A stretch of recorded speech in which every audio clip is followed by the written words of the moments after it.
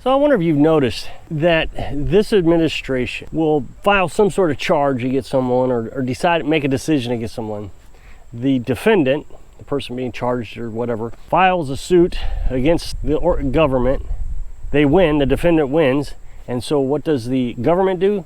These three-letter organizations, they change the rules. I just made a video not too long ago. I was talking about the ATF just changed the rules. The ATF is being sued, and the Supreme Court is going to hear it, that really the ATF cannot make all the regulations it makes. So what did the ATF do? Well, they didn't like that, so they made a new regulation before they actually go into court. So if you want to sell a gun, you have to have a FFL dealer's license. What is really surprising to me, after I made that video, a lot of people got in the comment section and says, they can't do that. There's a thing called the Constitution.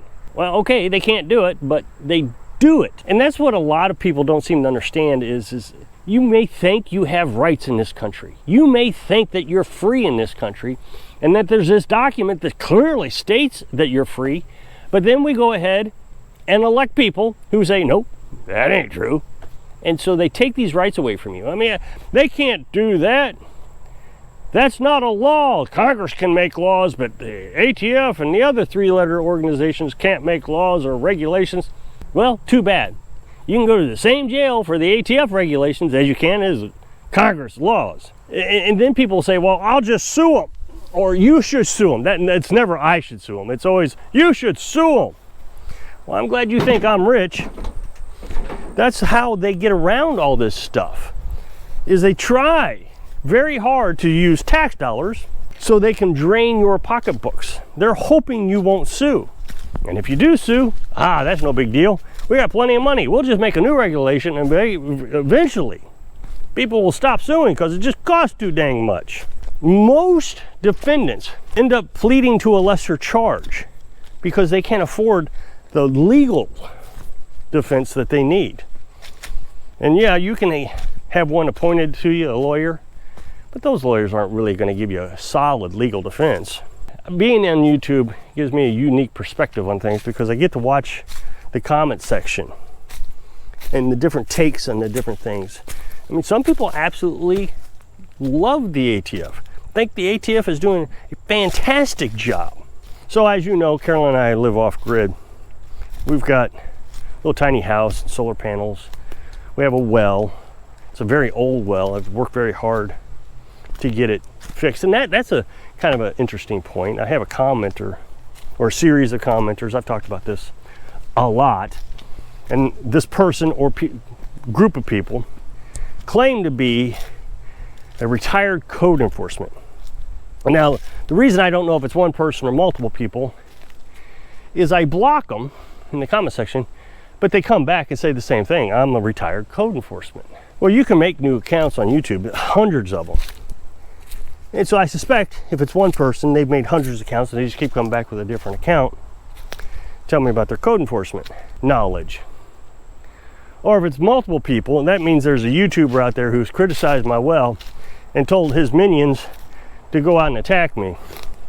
Either way, there are people who believe I do not have a right to this well.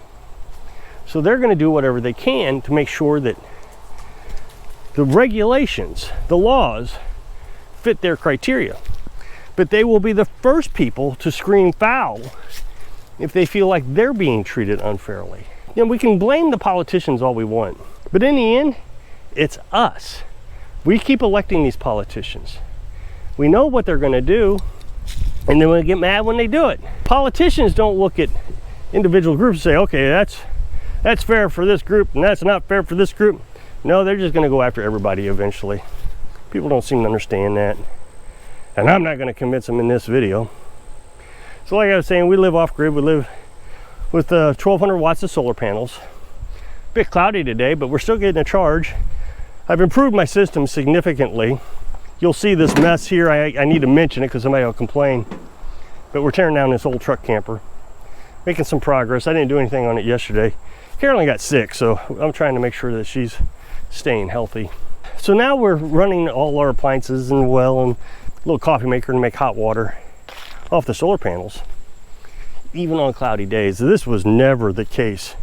As a matter of fact, I'm so accustomed to not having enough electricity on cloudy days. I'm shy, kind of gun shy, of doing anything with the solar panels on cloudy days like this. But I keep forcing myself to test and to see what I can do with them. So far, they haven't failed me. So I want to discuss the well again. I'm sure the older subscribers can recite this by heart by now, but this is my most favorite accomplishment on the property. I can say the most significant accomplishment was building a tiny house, but I don't hold as much pride with the tiny house as I do with the well. I have pride with the tiny house during a rainstorm or when it's really cold. I don't know why, but I feel really excited about it. But with the well, I'm proud of it every day. I use it every day. Water comes out of it, fill the tank. And I know why. I know why I'm so proud of it is when Carolyn and I were traveling the country, water was so hard to come by. It was almost frightening at times, trying to figure out how we were going to get water. Well, now I have an endless supply, and now I can run it off solar panels, and now I never have to worry about water again. Yeah, I'm sure somebody's going to say, well, it could dry up. It could. But we do have that natural spring down the hill that we can get water from if that ever happened. I don't want to have to do that, but if that ever happened. But in the end, this has been nice. I would think that it's not going to run out of water. There's a stream that I think feeds it about 3 miles away. But real quickly, I just want to cover it again for the new ones, the new subscribers. So we have this well, it's probably dug in the 60s or 70s. And the reason I know that is because it is very similar to the well that my dad drilled when I was a kid. I was probably 7 or 8 years old. And I was sitting out there with the guy who drilled it. It was probably 100 feet deep. That's what this one is, 100 feet deep. Not very deep. Nowadays they drill them much deeper, but there's some downsides to it not being deep. I use a pump for modern day wells in this right now, so I got to be careful that I don't run the well dry. What I mean by that is the well has a 5 gallon per minute recovery rate, but the pump can take 15 gallons out at a time, so I got to be careful that I don't run it out of water. With it being so shallow, the depth of the water, the amount of water sitting in the well isn't very much. I don't know, I'm just going to take a stab at it and say it's 30 gallons.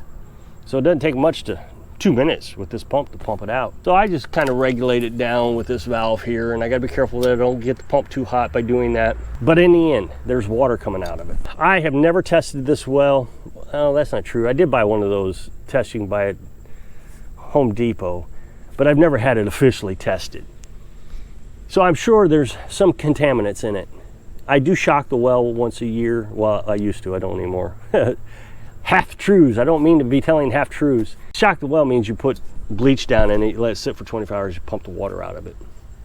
Now I just kind of filter the water. The reason I don't do it anymore, I could do it now, but I don't, is as I was trying to get the well repaired, groundwater would keep going down into it. So before I built the shed and I put new concrete in, a well packer and a ditch and the whole thing, dirty water would go down into it every time it rained, or at least a heavier rain. Well, now I've got all that resolved. So shocking the well, it wasn't a once a year thing. It was, oh, I better shock it again, I better shock it again every time it would rain. I gave up on that. What we did was start flushing the well out, just open it up, flush it out, get the dirty water out 3 days after the rain. So, and I would have to flush it out 3 times. So flush it out, let it fill back up, flush it out, fill back up. Well, I also put some filters on this thing, just regular house filters. This isn't too terribly complicated. I got 3 of these house filters here. I probably only need 2, but I put 3 on just as for good measure. One is a sediment filter, just a regular white sediment filter, and the other 2 are charcoal filters, or that paper stuff. You can buy them at Walmart. These are Walmart products here. And I just hooked it up to the hose, and I didn't even make it that fancy. These don't fit properly into it, and I don't really care. It leaks a little sometimes. Not too bad, actually. And so that was a precaution in case dirty water was being pumped. I didn't want to put dirty water into my IBC tank. So I have a 275 gallon IBC tank that the water goes into. I fill this up every day. Now, we only use maybe 30 gallons. There's Skitty. There she is, sleeping under her favorite tree. Like I was saying, we only use maybe 30 gallons, 50 gallons out of it a day. But I fill it up every day, just in case something would happen to the well, it gets dirty or runs out of water, or the pump dies, or Before, I used to run it on the generator, so if the generator died, I had enough water to get me through. That IBC tank, I have a RV pump hooked up to it, and I just pump water into the house with the RV pump. That also gives me water at nighttime. I can't run an 800 watt well pump at night, but that little 6 amp RV pump I can. So I have a really good setup here, in my opinion. I know people criticize it all the time and tell me what I should do, and the thing is, this works. The only thing I was having problems with is the water getting dirty, and nobody gave me any advice on that. The one thing I could have used some advice on, nobody gave me any. So now that I got this little trench dug up, my dirty water problems seem to have completely gone away. I even have a French drain over there, and that costs, you know, a little bit of money to do, but this was free. I might actually dig this way out so it's all level, just so the water can run down and never even come close to the well. And so as a final step to making sure that we're drinking clean water, we have a Berkey, and or we boil the water. With coffee, I don't Berkey the water. I don't think there's any metal in there. I've tested for that. Like I said about that Home Depot kit, there's no metal in it, no lead or anything in the well that I need to worry about. I can boil the water in case there's bacteria in the water, some sort of contaminant. So the boiling would take care of the bacteria. Or I use the Berkey. The Berkey I just use for drinking water. Now Berkey, if you've never seen one, you might want to Google it. I could go in there and show you, but it's dark in there and people would complain they can't see. So a Berkey, if you've never seen one, is a 2-stage filtration, gravity filtration system, and it's a water purification system. And I've had one since maybe 2010, 2011, somewhere around there. My wife took the first one. I immediately replaced it. Then we started traveling, and somebody burned our camper down and it burned with it. So I got this one. When we were traveling, we took water out of the streams, just anything. We went through filters pretty quickly back then, maybe one set a year. They're supposed to last 6 years. The filters I have in here, I think, are on their 4th year. So this coming January, I believe, maybe March, somewhere around there, it'll be 4 years they were in there. And still working great. They're supposed to last 6 years under normal use conditions. So if you're using stream water, it's not gonna work. Well, last year, some guy just screamed a fit on YouTube. Small channel, trying to get some attention, and he screamed a fit about Berkey. And he was getting so much attention, he became dramatic. I mean, like crying, nearly crying, just, I can't even sleep at night because of Berkey. Well, Berkey's like $300, and if you don't buy the tanks, the filters themselves are $150. So you're telling me that you're losing sleep at night because the Berkey can't filter out stream water for 6 years. That was his complaint. It's not all the things it advertises works for 6 years, or 6,000 gallons, or 3,000, whatever it was. Well, it specifically said, Berkey's website, under normal use conditions. Lead, it even says in the website, lead, heavy metals, that it will reduce the effectiveness of removing heavy metals if you start putting a lot of heavy metals through it. So if your water is contaminated with lead, instead of 6 years, it may only last you a year. But it will still filter out bacteria. That's what it said. But he just adamant they were falsely advertising. Well, that December last year, Berkey got sued for false advertisement. Well, apparently they won. They were able to prove that the guy who was suing them was using information from knockoff brands, Berkey filters, but they were knockoffs. They weren't made by Berkey. The government hates that idea. Just found out, I made a video about this not too long ago about what the government's doing, but they wanted Berkey out of the picture. Berkey uses silver in its filters to minimize biological growth in it. So I would imagine like algae, but all filters do that. All gravity filters use silver. So there is an EPA requirement that regulates that you have to identify health hazards in pesticides. Since silver is used in pesticides, the EPA decided, well, we're going to ding Berkey and one other filter for using pesticides, silver, in its filters. They didn't have any public input like they're supposed to. They just did it. Berkey was working with them, giving them all the documentation, everything they asked for, but they went ahead and regulated Berkey. So now Berkey is suing the EPA. Again, this goes back to show you that if you hurt this administration, if they feel like you're a bully or they don't like the way you do things, they're just going to keep coming after you and coming after you until you go broke. So here they were sued, and then they're going to say, oh, you can't sell filters. Berkey can't sell filters overseas now. Some distributors in some parts of the country can't sell Berkeys. I still have a webpage that allows me to buy them, so I don't know which ones it is. But this is how it works. And I'm going to be honest, you and me, the people of this country, put all this into motion. We whine that our neighbors get freedoms that you don't like, so you restrict their freedoms.